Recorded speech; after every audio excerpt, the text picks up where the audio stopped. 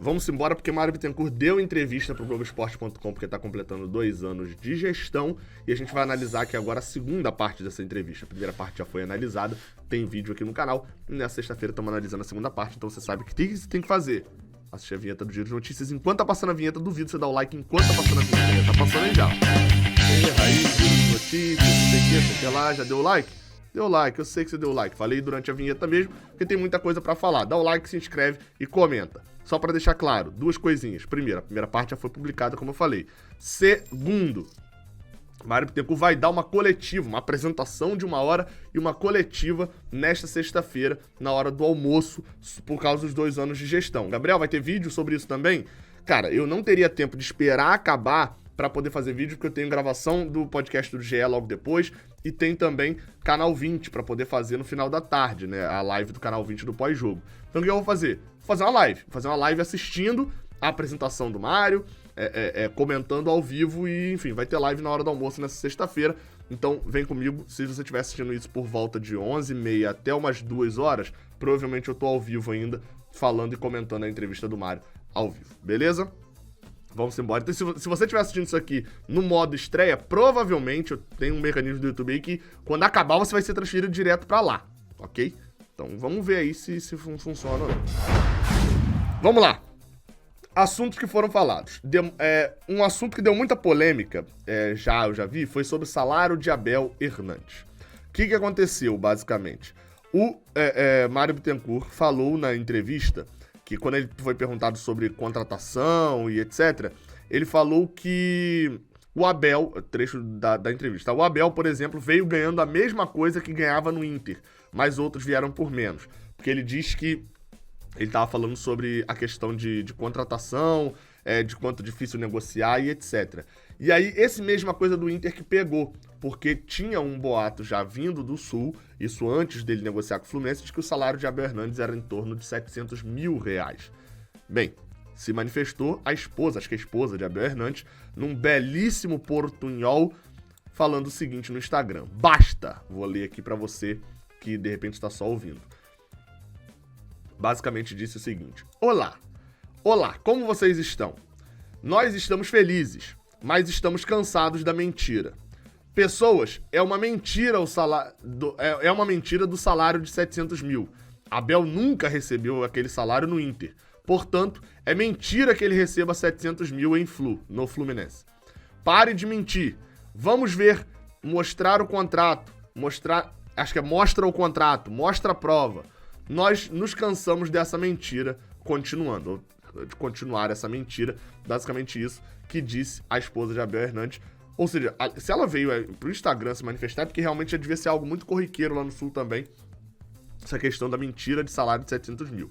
Vale um tópico sobre isso. Primeiro, pode ser que seja o valor total, com direito de imagem, com custo trabalhista, e que o salário dele seja por volta de 300, 400 mil. Isso é possível. Segundo, cara, cogitar que o Fluminense tá pagando um salário. O Fluminense negociou pra cacete com o Fred e tal, pra poder trazer um salário, e aí vai contratar o reserva de Fred por quase o dobro do que ele recebe.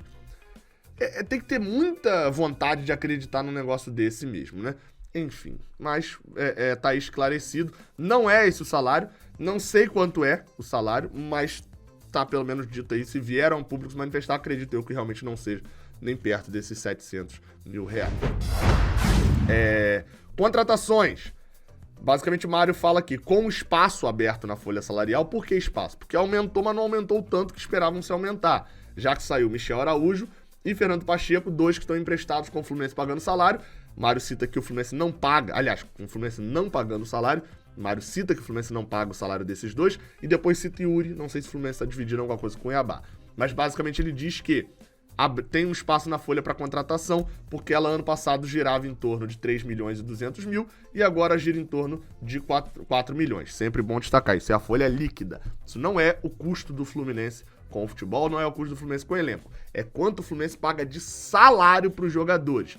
Normalmente, você pega esse valor aí de 4 milhões e bota 80%, 70% a mais para você saber o quanto que custa o elenco do Fluminense, né? Isso porque fundo de garantia, o Fluminense não recolhe, mas enfim, INSS, férias, 13º, isso tudo entra na conta também do custo com o elenco, e não entra necessariamente no valor que o Fluminense paga direto ao jogador. Sobre contratações, ele comentou sobre a questão de Ronaldo, que foi um volante que foi especulado aí no Fluminense. O Fluminense chegou a negociar, mas acabou indo lá para o Japão. E aí ele fala o seguinte: o Roger quer um volantão ali e trabalhou com ele, o Ronaldo, no Bahia.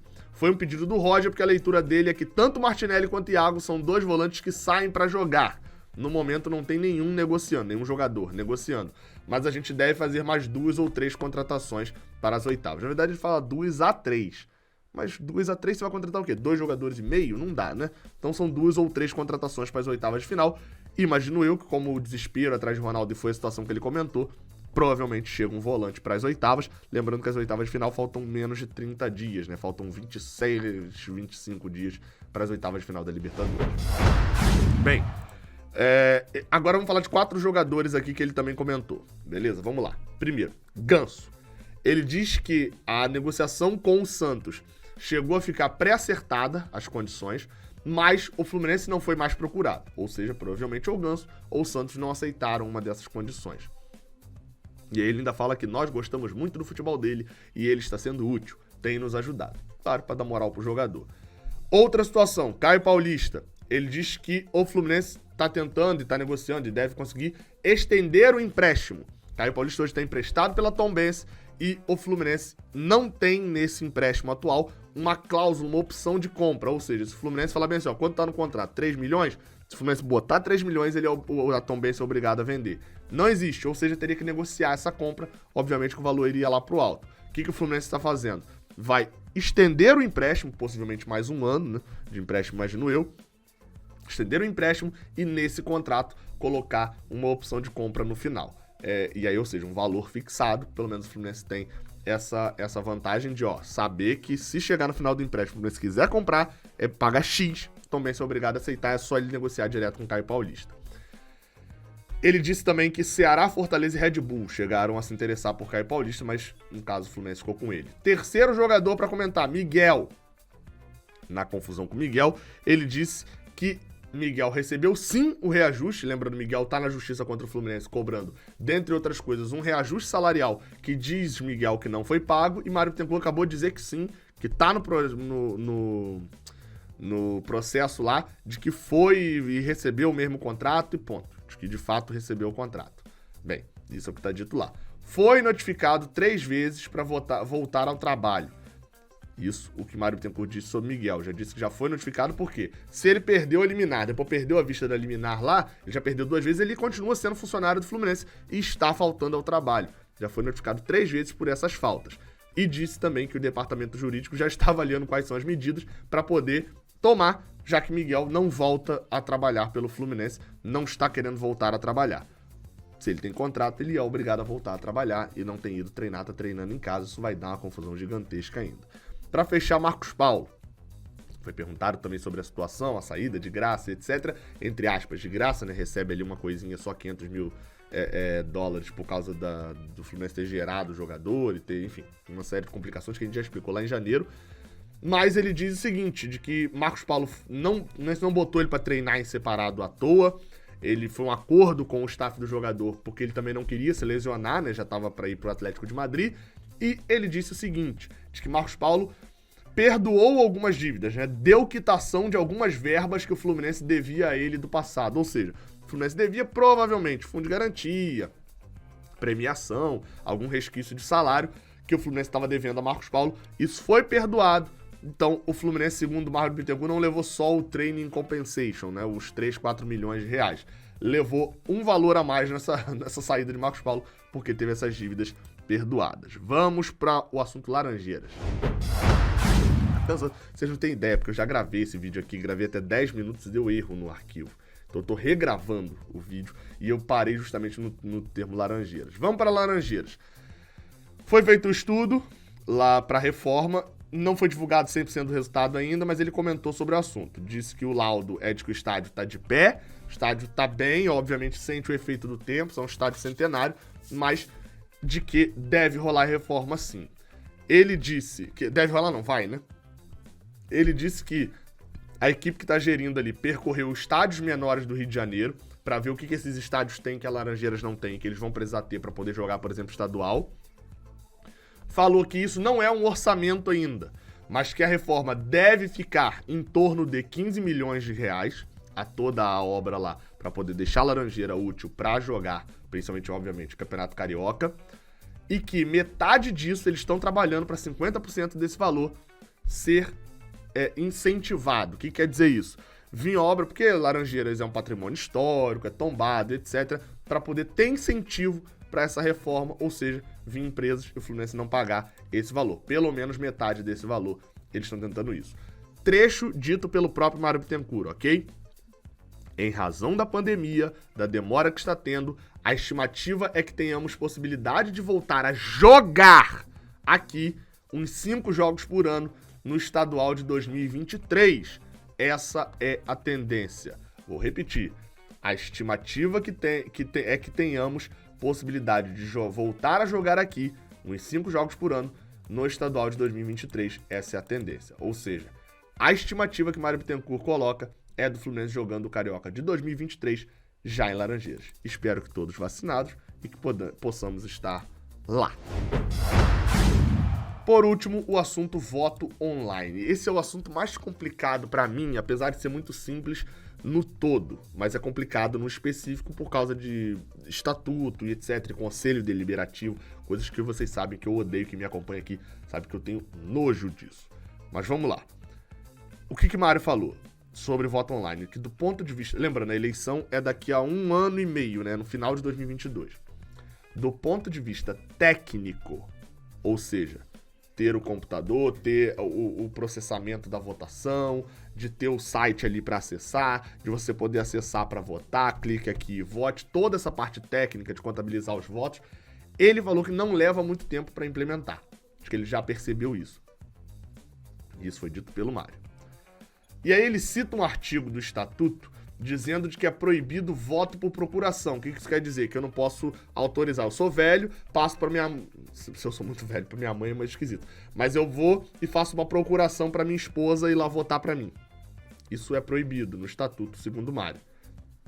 E que entregar a senha para uma pessoa votar, ou seja, passar, sócio número 1, 2, 3, você tem essa senha aqui. Essa pessoa pode pedir para outra, transferir a senha para outra pessoa votar. Eu posso pedir para minha esposa abrir o computador e votar, e seria um voto por procuração.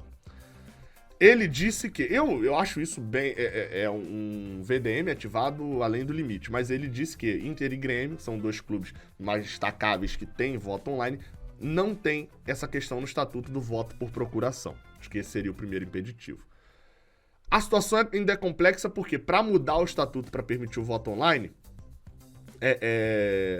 ele pode mudar, mas aí se ele mudar, ele pode cair naquele erro, enfim, que eu tô chamando aqui de legislar em causa própria. Eu sei que não é isso, tá? Mas o que quer dizer isso? Dele mudar uma regra que pode beneficiar ele mesmo, porque ele vai concorrer à eleição de 2022.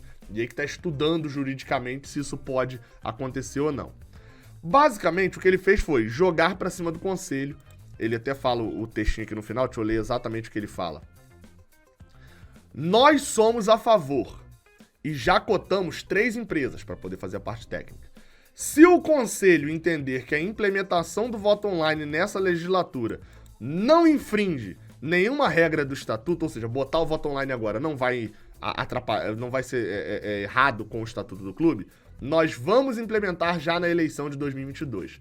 Caso entenda que não, ou seja, que infringe o Estatuto, que não pode ter agora, vamos implementar para 2025. Ou seja, ele falou que como se já tivesse ganhado a eleição de 2022, né? Mas beleza.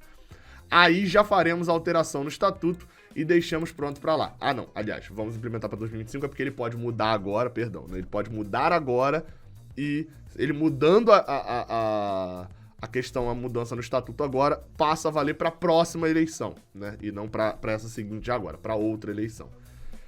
Como eu falei, não é uma situação que eu domino, não é uma situação clara, mas o que eu posso deixar claro é o seguinte, precisa ter. O Mário precisa ajeitar isso, não pode deixar um clube que se diz democrático, que tem toda a questão no mundo de sócios, diria eu, vou focar até principalmente no Brasil, sócios espalhados pelo Brasil inteiro na mão de 1.000, 2.000 pessoas. Pra vocês terem noção, o Grêmio, que tem um modelo de votação híbrido, né, que é aquela votação que você vai até o local da votação e pode votar online também, tinha, se eu não me engano, na última eleição, 17.000 pessoas aprovadas ali que foram votar, né? 17.000 pessoas votaram. 16.000 foram online e 1.000 e pouquinhas só que foram presencialmente. Isso é democracia de fato. É dar a possibilidade de todo mundo a questão do voto. Espero que o Mário faça. Obviamente dentro da legalidade e etc. Isso vai ser uma encheção de saco que vocês não têm ideia. Até 2022, de briga política. No outro período, eu não abordava política aqui no canal. E gostaria de não continuar, mas como eu comecei a fazer giros notícias, antes eu não fazia muitos e tal, fazia muito só de bola em campo, então agora acabo falando. Mas odeio isso, acho isso ridículo, acho coisa eleitoreira, e vocês sabem que eu bato muito nessa tecla aqui, não tenho rabo preso com ninguém, não me envolvo com grupo político nenhum. Caguei! Eu sou conselheiro. Caguei pro conselheiro. Não pra pessoa, mas pro cargo, etc. Enfim, gosto só de sempre deixar claro isso, porque não me envolvo com nada disso, não vou me envolver, não vou me meter com nada disso, mas tenho que cobrir. E, inclusive, se você tá vendo esse vídeo aqui agora, no modo estreia direto, o Mário tá dando um coletivo, eu vou lá tá comentando isso também. Beleza? Saudações tricolores, até a próxima.